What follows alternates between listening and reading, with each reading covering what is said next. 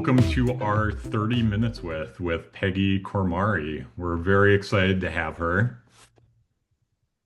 And for anyone who doesn't know about APA, APA is a nonprofit trade organization created by photographers for photographers. And we offer business tools and inspiration, helping our members build stronger and more efficient businesses. Our DC chapter is especially active, hosting monthly social gatherings, educational programs, portfolio reviews, networking events, and 30 Minutes with. Here are a couple of our upcoming events. So on Tuesday, February 3rd, we have our next installment of our expert series hosted by Carlene Martin. And this will be with Anya Mills. She's the design and studio production director at the Martin Agency. And so she'll be giving us an insider look at the producer level insights on photography, adaptability, and changing production realities of our industry. And then on February 21st, we have our coffee break, which is just a chance to get together with other photographers and talk about the industry and network. It'll be hosted at Cameo Coffee and Tea at the Roost in Capitol Hill on Saturday, February 21st. And then also wanted to remind everyone that we have a assistant and crew list on our website. So if you're a crew member looking to get on our list, there's an application form on the website. And if you're someone who hires crew, this is a great resource to find local crew in the area. I also want to remind people to join APA Circle. So this is a basically forum that it's a private creative community built for connection, inspiration, and growth to connect with fellow photographers around the US. And here's a list of some of our member benefits and discounts if you're an APA member. One of the notable ones is Aperture Rent, which is one of the big local rental houses here, and you get 10% off if you're a APA member.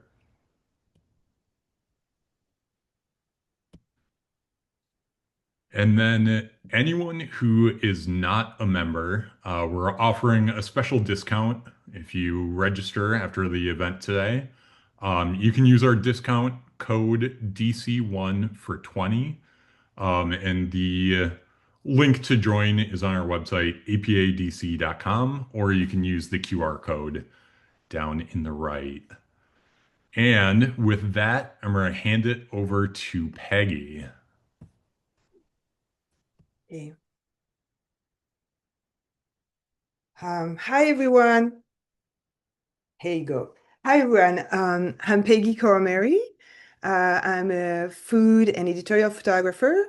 I'm based in DC, and today I'm going to talk about what inspired me in photography and especially in food photography, and take me to create the last images that won the second place at the APA Award. Before that, I wanted to thank APA for giving me this opportunity to talk about this process. I'm starting with that first slide because with the painting and photography because my food photography took that direction at some point. And I think right at the beginning, I got a lot of influence with painting. A couple of years ago, I got the opportunity to study painting in the south of France, and we studied Impressionism. The one we studied the most was a local one. His name is Cézanne. He's worldwide known, and we started to slow down in this journey of learning painting. It was a different class. It was a class of learning to look, learning to see. So we spent a lot of time looking at paintings. And I was totally thrown into the seasoned ones and looking at this still life, how he brought those food and common objects into life into a painting. And Peggy, sorry Yeah. to interrupt. Do you want to Yeah. share your presentation? Do you have that? Oh, I don't have I think. it? It's not No, yeah, showing? it's not showing on our side for some reason. Oh, Do you want I'm to so try resharing that? sorry. That's Okay, okay. wait. Okay. I'm so sorry for that. Yeah. Share. And can you see it now? Yes. Yeah, that's perfect. Okay, great. Okay, so now you can see the painting and you can see the still life. I apologize for that. My side, it was fine. So again, so you see the still life that, inspired me at the beginning, and this is where we took a lot of time to study. So here again, a little bit of paintings that we studied and the famous ones. So he painted, Cézanne painting, one of his famous motif was the Montagne Sainte-Victoire. He got a special relationship with this mountain in painting over and over. Here in the US, you have a lot of painting of Cézanne that you can find at close by at the Phillips and in Philadelphia as well at the Barnes Collection and at the Museum of Art. So I definitely recommend for you to go if you like this presentation and Cézanne, you can see them in live. So in this mountain, you can see how he started to play with colors and composition and negative space. The middle one is one example of his still life, where this is where it became very obvious to me that food become like a way to express memory and emotion. So you can tell here how he placed and composed the still life and how he used the color and the negative space to brought everything to life. Yep. Go. Here is the third one is just a close-up because I feel like in those in Impressionism we talk about impression and emotion and senses, and here we have the sense of touch. And I think it's incredible how you look at the detail and how everything fits together and harmoniously. So while I was painting in the morning and studying Cézanne, I was working and was hired by a restaurant. The name is the Green Tomato. And it was a new restaurant in town, and they hired me to go and meet with their producer. They really wanted to feature that they were working with local producers. So the idea was going there, just meet with them, and those people had like they were so busy, don't have time. So basically, they were showing me their facilities and where they were doing. And I say, well, we don't have to pose. We're just going to do some shot. And I got those images. And I think I was already influenced by painting. Here you see the famous mountain, Sainte Victoire here. And it was starting, I had all those images from the morning that was applying in my photo in the afternoon. After that commission work, I got the opportunity to work with a local guide. It was a magazine. And so they hired me to go everywhere and to all those restaurants in the area and to photograph. And the idea was to be more into the storytelling. So this is where I I've learned to apply also what I was doing and seeing through my painting, but I apply it as in photography and with those working with those people when they were doing their work.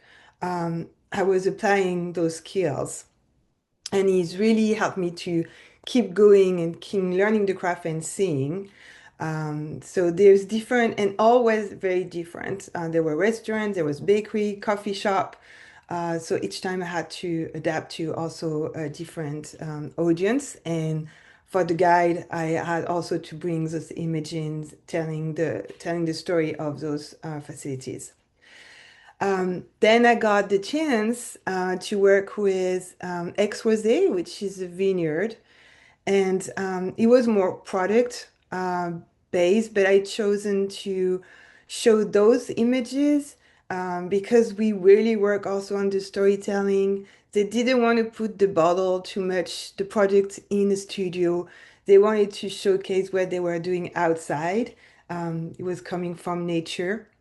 And so I worked a lot with them. I got a lot of photo and a lot of images, but it was also a way for me to put things in context. But I was always related to the painting I was doing in the morning, and also to put everything together in terms of colors and textures and compositions. At some point, eventually, I got hired by Australian Country Magazine. There's a lot of Australian in Aix-en-Provence, in the south of France. So they wanted to feature their life. So we worked together with this family that were working in this beautiful house. And my first reaction was like, the house is beautiful inside, but I want you to be more in the nature. So we worked outside, we created some settings. Um, and also, I got all those images of the painting that I was doing. And I was also painting in plein air in the morning because the Impressionism was about to paint about impressions. So you outside of the studio. So that's why we created those images. Then, I got so many restaurants taking care of and having some photo shoot with them. I got some lot of relationship and really good relationship with chefs, and I discovered their work, and I was passionate about their work and what they were creating using food. As a piece of art. So I decided that it was time for me to work in the studio and to do some portraits of the chef, to also capture who they were and what was behind their art, because I feel it's an art. So I started to utilize studio light more and more, working in my own studio, or also taking the studio and the lighting outside and coming to the chef, and also still working very fast because they have a few time, and trying to capture the best portraits. By 2020, I left France and I arrived in DC. I settled in DC, and it was COVID time. So I was very difficult to get any relationship with restaurants or doing any restaurant shoots. So in 2018, is the left images. I started to work with X Rosé with the bottle, and we started to do. They asked me, "What about you go to the market and you do some still life?"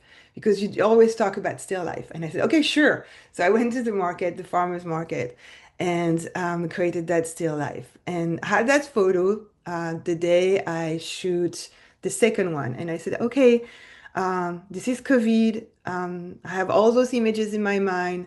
I started to play with the food and to start to silent compose. I've got all those painting images in my mind. I should try something.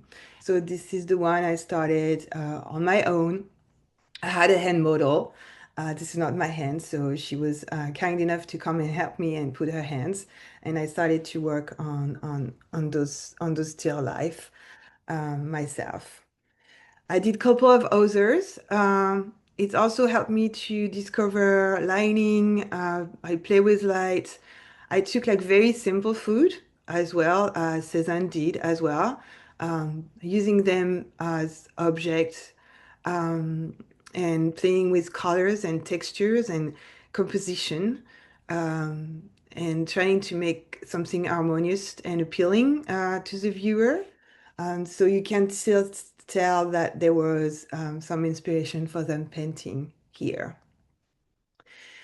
And I got the chance to meet with food stylists at some point, and I was like, well, I think at this point, this stage, um, collaborating with a food stylist will be even better. So I met with Nicola Davis, that's going to introduce herself a little bit later. And we started to talk and we started to create mood boards and exchange ideas. And in the little studio in my basement, we started to work together to create some still life. And she really brought something different. So I thought that had my experience and all those images and still lifes that I've been studying. And Nicola brought also art or skills into the composition and definitely said, I think about what I want to do. I want to work with being with a team and part of a team because we'll create something bigger together. In 2022, I worked also with another food stylist, Kelly Cox, and we created that image that was like submitted at the AIAP contest, and I was selected as a winner for the AP 40. So we worked together on that image. Also, same process. We created some mood boards, we exchanged ideas, we bought the props, and she did the styling, and I was helping with composition and of course lighting, to create that image. Sorry. Um, Drinks also was good part of something I wanted to work with. I got this opportunity with a client. I asked Nicola if she was available, and she's jumped in to help me in that shoot. It was a very long day. It was on location, so we had to do a couple of drinks and compositions. And then after we had to do some portraits and also outside next to the pool shoot. So it was a very big shoot. And thanks to Nicola, we were able to set up the studio on location and work on those drinks and being creative and work, put everything together. We add that drink is always the same. They are just the two colors. So we really try to bring that drinks into life and to also manage the composition, the texture, and the colors together. And as you can see here, I like to bring also a human touch, and we have this beautiful woman holding that drinks. Um, and as we are in DC, I got hired at some points by the Washington Post when I met Nicola as well. We've been working together at the Post, as well as Lisa, also Tchaikovsky, that's been working at the food section with me, and Jennifer Beeson. And there, the food for me became also even more a work and a collaborative project. Because in the room, we were in a small room at the Post at the time, and food stylist, there was a chef, there was a prop stylist, and editors and creative editors, and we were all working together.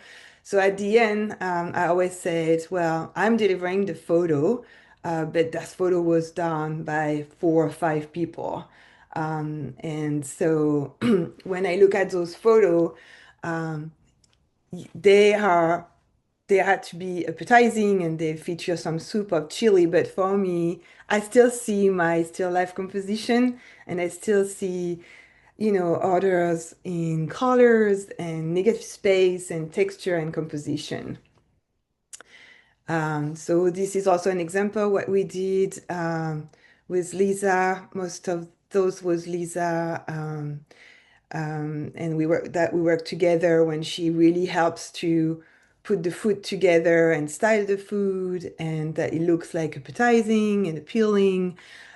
Props also was very important, the choice of backdrops and plates and forks, that everything is intentional in this image. And that everything is intentional, but we want people that think that is not well, whatever, you understand me.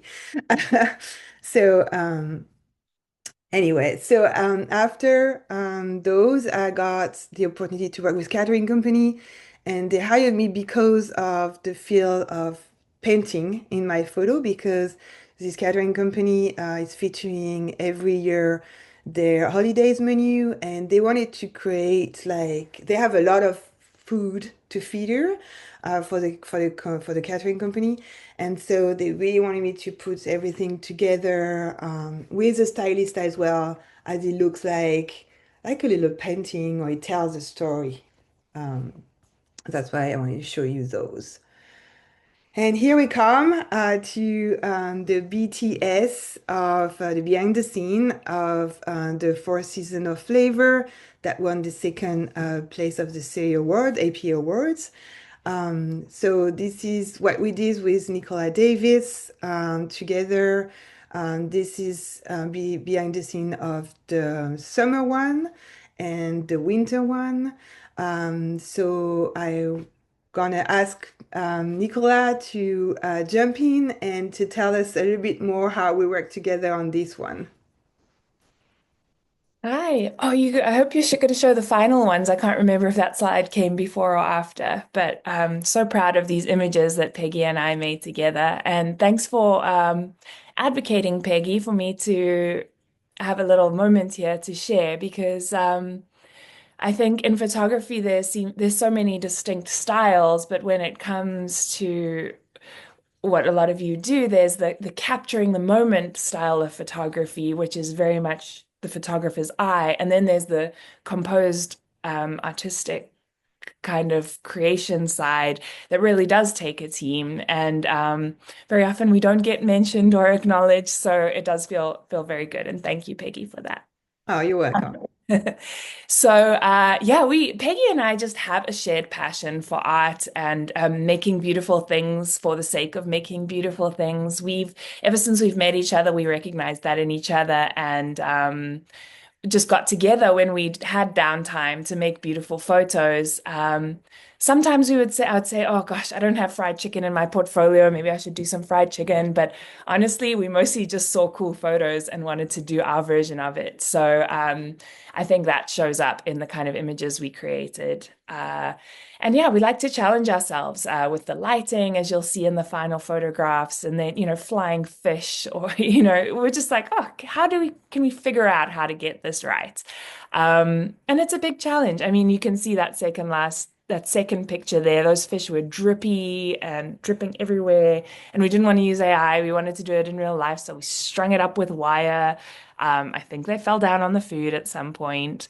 Um, so it's really just an interesting logistical challenge, like photography and lighting really is. And yeah, having a food stylist for this kind of thing helps. It's additional creative minds coming in. It's an additional set of hands coming in, and it's a meeting of minds coming to make it work. And when it comes to restaurants, stills and commercial photography, very often it's a case of just making food that would have tasted and looked great if it was put down right in front of you. It's making it look good 45 minutes later when you all have fiddled with your lighting for 45 minutes and you still want the food to look good. So that's mostly what my job would be there. And understanding food and how it behaves as it gets dry or cold or hot or whatever the case may be. That's kind of what we specialize in. I studied food science. I actually worked in restaurants for many years and quit my day job at some point for the creative life. But yeah, food science, food safety. I used to work for Nando's, Peri Peri as their culinary director. So very, very in tune with the DC culinary world and yeah, just following the creative dreams. I So can't wait for Peggy to show you those images. yeah, so let's go to the images. So these are the final four season of flavors. So they see they look different than the BTS, the behind the scenes. So all we did all those together with Nicola. Maybe we can talk a little bit about the process, how because the preparation I think is always 80% of the shoot because we start to gather ideas. We like to create like a private Pinterest board when we exchange ideas, and then after we refine those ideas, It's just inspiration. We're not trying to copy anything. We're just like we saw something with the sardine and said, oh, we can do something with the sardine, but we're not going to take the sardine picture. We're going to do something different. And then after we create a mood board and we start to gather props and then there's a day of the shoot and the day of the shoot is always like I prepare the lights, but there is always surprise. So this is why we like to, and we like also to be sometimes spontaneous and say, "Hey, we wanted to do that, but maybe it's not going to work. Maybe we can try that."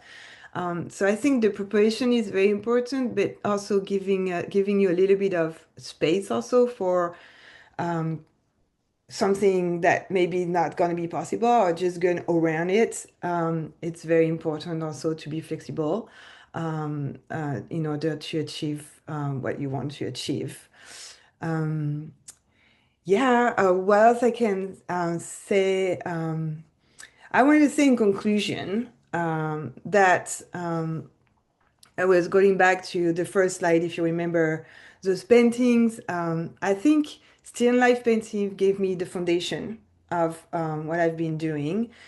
The commission work gave me, I would say, the discipline in terms of you have to be fast. Those people, they are not models. They don't work with, they have work to do, so they won't spend 4 hours posing for you. They will spend 30 minutes maximum. So you have to you have to learn that. You have to learn to be efficient and deal with that. The storytelling gave me some meaning because I really the approach of trying to get more than just a plate of the restaurants gave me more meanings. And of course, the collaboration make the work stronger.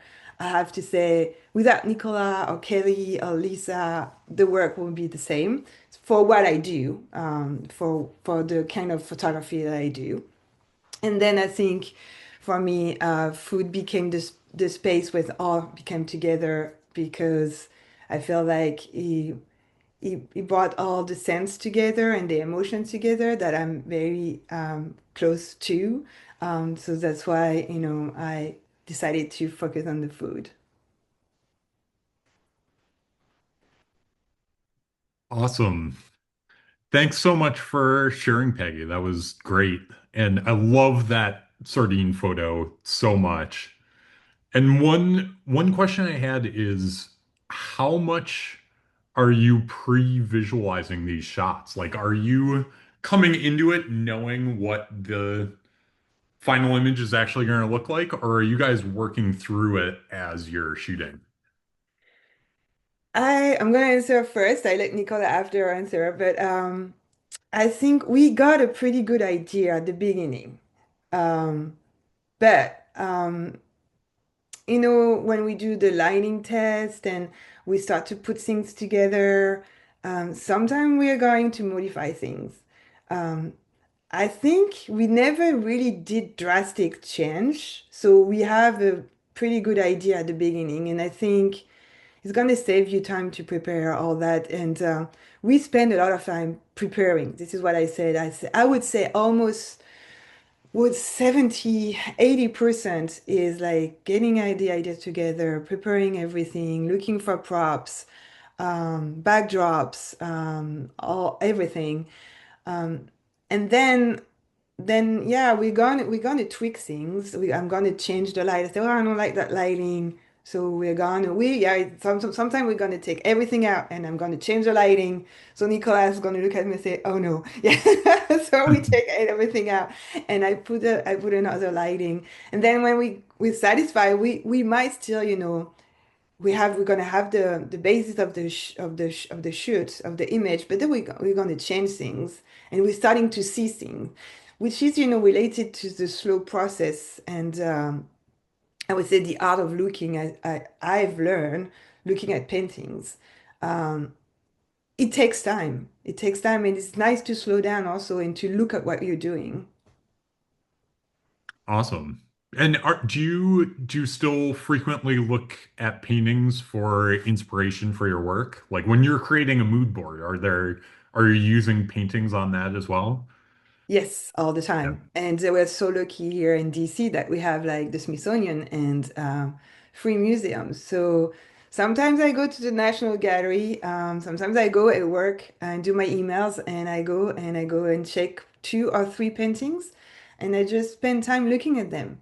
You don't have to go and see everything, and so we have it's such a chance here in DC to be able and to sit for maybe 20 minutes in front of a painting and just leave because it's free. And so then after I go to the cafeteria, I bring my laptop and I work and I do some emails. Um, so it's very inspiring, and I really discover to pause and not having to have to look at everything, and to be able to just say, okay, today I'm going to pick that painting and I'm going to stay and look at it and try it, because at some point you're going to see things you've never seen before. When you look at the painting we just pass by and say, oh, I know that painting. Oh, this one is famous, or blah blah blah. So I would definitely try. Yeah. Okay, so we have a question from Kausik. What happens to all the food after the shoot? So we tried not to waste the food, because I really advocate for that. Unfortunately, for the sardine one, we couldn't. The sardine was not possible. But for the tart, for instance, spring one, Nicola took it home. I kept some of the chocolate and the fruits. We really tried to use the food after, as long as it's not spoiled. And the sardine, unfortunately, it was not possible. For the citrus one, I did some juice after, and I used the citrus. So we're really trying not to waste the food. Awesome. And then you shoot a lot of personal work and like really incredible stuff. Like why is your personal work important to you and how do you think that's impacted your career? The the personal work, you mean? Yeah, personal work that you're shooting for yourself. Oh yeah, because I feel like you learn a lot. You have a little bit less pressure than when the client is there. And this is where you experiment a lot, and you make mistake. And I think I always say that you learn by making mistake. Success is great, but mistake you learn more. This is why I love to also to be with in collaboration and to learn how the food stylist, because when if I bring the food stylist with the clients, I want to be sure that we're able to work together, because this is a collaborative work. So the food stylist has a skill, I have my skill, but at the end we have to meet. So we have to be able to work together for the clients and what they need. So it's nice also if you can, sometimes it's not possible, but if you can, those collaborative shoots really help you to discover the person, to see how you fit, to see what you're going to do together. And this is where with Nicola, at first we discovered that passion for arts and still life. So that was also, we decided to go further. But I also had a great time with Kelly and Lisa. All has different also perspective on things, and it's very interesting to know them before the shoot and to work on that personal work. Yeah, awesome. Um, what would be a dream shoot for you or a dream client? Well, that's a very good question. I want to work, if possible, where my dream client would be like, give me give me the opportunity to create and something that will fit with their brand. But that would be very creative, I would say. I'm okay to follow brief. I think, it's important to have a brief, and to follow the client's perspective and what they have to do. And I can do that, I follow, but as I think, as we are all maybe all creative, if we sometimes we can get a little bit loose. It's also we can do very good things. So I think it's a good balance. So my dream clients, to answer the question, would be like having be able to do something in a brief and also having space to be creative. Awesome.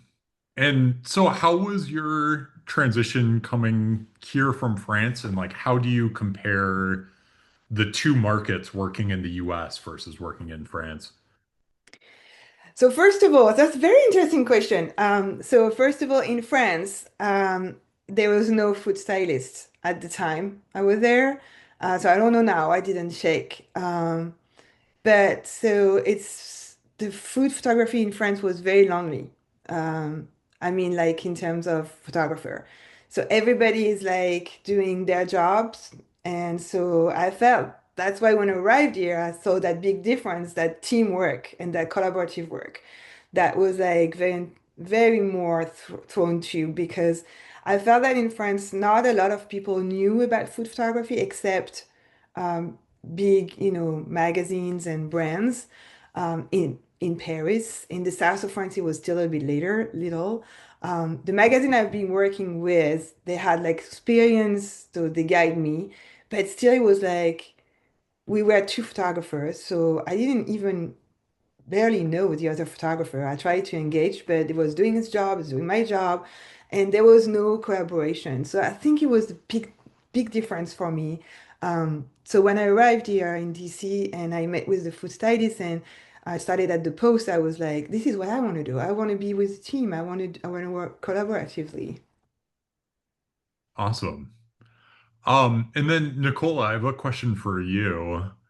Can you tell us a bit more about your process and like for people who don't frequently work with food stylists, just kind of what your role is on set and what you're usually doing? Yes. So it can be any amount of engagement from arriving at a restaurant where the chef is just throwing out dishes and then I'm arranging them and making them nice, to sending me a recipe. If it's a bigger client who doesn't have the facilities and I'm actually preparing everything, cooking it, making sure it matches the recipe, and assembling it on set. So my role will be sourcing ingredients, making food, sourcing props very often as well, and then layout. So I'll collaborate with whoever the photographer may be, and we'll decide on the layout. We will know, depending on what the product is, what the focus is, very often marketing driven. So, what the focus is, where we want the eye to go, what style of lighting they're going to use. And then making the food look good visually. So, it may look great from the top down as you're holding it out of a kitchen, but if we're going to be doing it, from a straight on angle and you're making a burger, for instance, you can't build it the same way. It has to be built in a specific way so you can see all the ingredients. They don't shadow, each ingredient doesn't shadow the other ingredient. The angle at which the product is going to be shot will determine how I'll put it together. And then, of course, as I mentioned, keeping the food looking fresh and delicious, and facing like the open face towards the light, for instance, like you can see that pomegranate is facing the light source. You can see those cookies are not sitting in the shadow of the blue bowl in the middle of the second shot, just things like that. And then making sure you can see what the food actually is. So something like lasagnas and all of that may look delicious, and when you've got it, you know what it is, but it may look like a big old brown mess. So on a photo, it doesn't translate. So my job is to make sure that you can see exactly what it is and what the ingredients are, and take that some of that stress out of it for the photographers. It's that connection between the person who makes the food and the person who captures the food, making sure that translates all the way through. Awesome. And where are there any like resources you'd recommend to people for learning more about how to food style? Um, Or like how do you go about learning it, even It's a just great starting question. out? There are lots of online courses for food styling, but honestly, I think most of the food stylists I know entered through a love of food or studying food or chefing. Um, the most important thing is just understanding what's going to happen to food over time, or when it dries out, or when you cook it. So a deep understanding of food is all you really need, and a kind of a creative eye for composition. But if you're a good cook, you can do it. Even as a photographer, you can do it, and I'm sure a lot of you do. I think the challenge comes in is when you have all those responsibilities, it's a bit too much for one person. That's why it's nice to have another person coming in. But I would say just practice. It's just a matter of practice. It's not really I'd love to say it's rocket science, but it's not really rocket science. It's just understanding how the food will behave. And you start to trust after a while, even though, an egg or something might seem, or ice cream, something might feel like it's going to be very stressful on a shoot. After a while, you know how it's going to behave. So you know what to do and it becomes less stressful, as I imagine it is with light or something like that. You just Oh know yeah, same what as to do. photography. Yeah, Yeah. totally. Awesome. And then I have one last question for you, Peggy, and why food photography? Why were you drawn to that and yeah, why was Well, that the route? this is what I think I mentioned it a little bit earlier. So as I got this arts, sensitivity, I discovered that through food, you have a lot of emotion that going through food. All your senses, you got everything that is activated when you go to a restaurant. So that's why, I could put all my when I'm in a restaurant, I feel like I belong here, and it's not only being in a restaurant and eating, it's an experience. So that's why I say, okay, I want to translate that into my photography, and that's why I picked picked the food because I don't see food as food. I feel like a composition. I stated earlier, a composition and color and color theory, color palettes, props and negative space and all that when I look at food. Yeah. Awesome. And yeah, I guess one more question for me. Do you have any future projects that you're in the works that you can talk about? Like, do you have any plans for more personal work similar to the seasons of Yeah, flavor? we just talked with Nicola that we might do like something new this for 2026 Yeah. because right now it's the January and February and March are more the low season months in our photography. So we haven't decided yet. We might start to create our Pinterest private board and exchange ideas, but yeah, that's one of the thing we're going to work on. Awesome. Cool. Well, thanks so much, Peggy and Nicola, for sharing today. It was amazing to hear more about your process and see your work. And thanks to everyone who attended. Make sure to keep an eye out on our website for future events. It's apadc.com, and I hope to see you at the next one. Thank you, everyone. Bye.